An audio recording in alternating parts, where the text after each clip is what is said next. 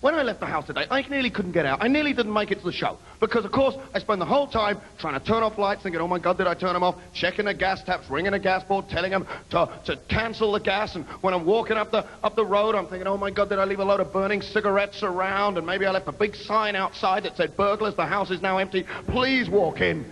That is a symptom of a little devil that lives inside all our heads, whatever nationality, whatever race or creed. And that devil's name is called Captain Paranoia.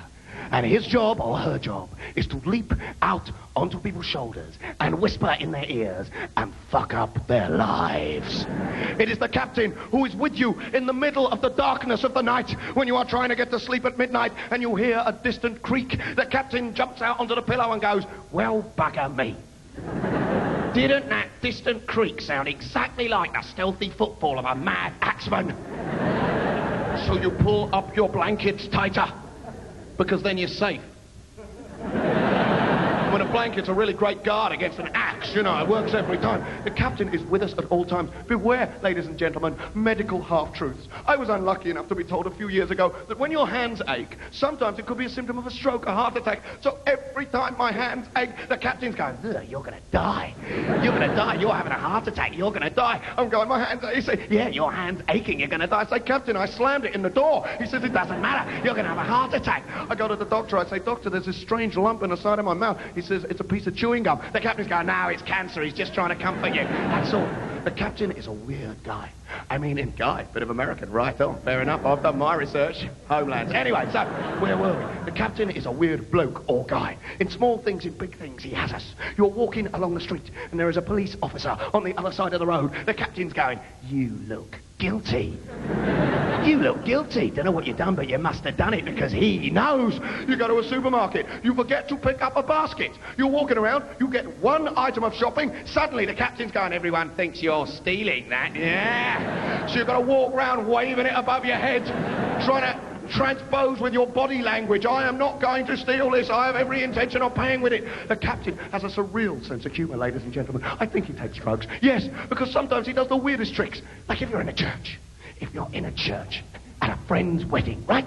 And the vicar says, and now I wish to know if anyone knows of any just impediment why they should not be wed. It's the captain who's going, wouldn't it be terrible if you said something now? Wouldn't it be really awful if you said something now? God, you'd regret it for the rest of your life. 5 seconds and you have to kill yourself. It'd be so embarrassing. I'm going, Captain, I'm not going to say anything. You might go mad. You never know, you might go mad. The captain's favourite haunt of all is social occasions, ladies and gentlemen. He likes to mess up our good times. When we want to party, he wants to mess with your brain. You go to a party, any party, and always the captain says, no, you're being boring now. People have lost interest in you now. No, you're a bit drunk and you're really being boring. You ought to go, but you know you won't because you're such a sad act. In the morning is worse. When the captain wakes you up after the party, prodding you awake through your hangover, going, go on, wake up, wake up, come on, wake up, right,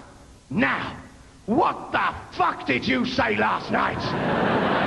So you get up, consumed with paranoia, totally. And you think you have to ring your friends, ladies and gentlemen. Oh, ring your friends, desperately saying, what did I say last night? Was I being embarrassing? Please tell me I wasn't being embarrassing. I know I was. I must have been drunk. And all your friends are going, you being embarrassing? What about me? I was being embarrassing because their captains have been talking to them in the night. And suddenly what was a lovely party has degenerated into a group of sad, farty little individuals, all desperately worried that nobody likes them. Because, you see, that's the true paranoia. Not being liked. On your birthday, the captain hops out of the window and strolls up the pavement with the postperson and squeezes him or herself through the door and flops down on the mat with the rest of your cards. Your birthday cards, looking up at you, going, go on, count them. Count your flipping cards. Not very many, are there? Only ones from your family, really, and that doesn't count because they have to send them, don't they? That's because nobody likes you. The captain has messed with our brains since time immemorial. Ladies and gentlemen, he is not a modern phenomenon. And you try saying phenomenon when you're first child in America with the clock winding down. All right, I'm cool. But, ladies and gentlemen, he is not a modern phenomenon. No, ever since the dawn of time. Since the first Neanderthal person was walking through the jungle thinking, oh, God, fuck, did I roll me stone in front of the mouth of the cave? I can't remember. Captain Paranoia has been messing with our brains. Always. Julius Caesar only invaded Europe and created a huge empire because he was worried people thought he had a little dick, you see? Because of them Roman statues that got great big torsos, tiny little dicks, you see? It's very weird. When Lincoln delivered the Gettysburg Address, ladies and gentlemen, the greatest piece of oration in American history, he afterwards comes off and goes, oh, do you think I was all right, to his wife? He says to his wife, oh, I think I was a real wanker, I was being really boring. I don't think they liked it. They seem to say they did, but I really don't think they actually liked it. Ladies and gentlemen, when Juliet killed herself for the love of Romeo, he was wandering round the Capulet tomb afterwards going, I don't think she loves me, I really don't. I think she's just trying to say something to Mercutio, you know, that's all. He has been with us for all time, but now, the 80s is the time for Captain Paranoia. His favourite period of history, because now he has the ultimate paranoia. He doesn't have to worry about...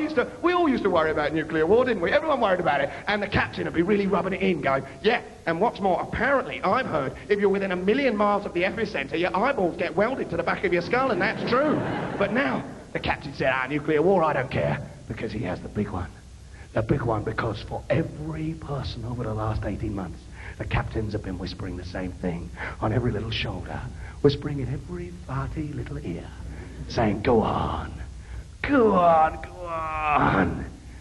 Analyze every last kiss, every little you ever had, every grope, every touch, because maybe, just maybe, kissing Granny under the mistletoe on the cheek in 1964 could have given you AIDS.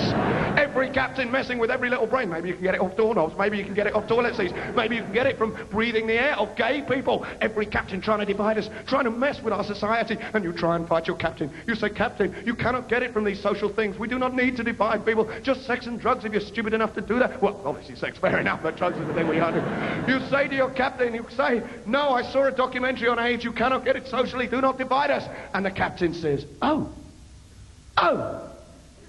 watched a documentary on AIDS, did you? You idiots! Maybe you can get it from that. Ladies and gentlemen, do not fear Captain Paranoia. Do not fear Captain Paranoia. And let us not let him make us fear our brothers and sisters. Ladies and gentlemen, what a wonderful, wonderful show. Well, you've given us a great show. I hope we've done the same to you. My name's Ben Elton. It's been a wonderful night for me, and I hope for our guest and friend, Howie Mandel. Live from London. It's so long, guys. And hip, hip, cheerio.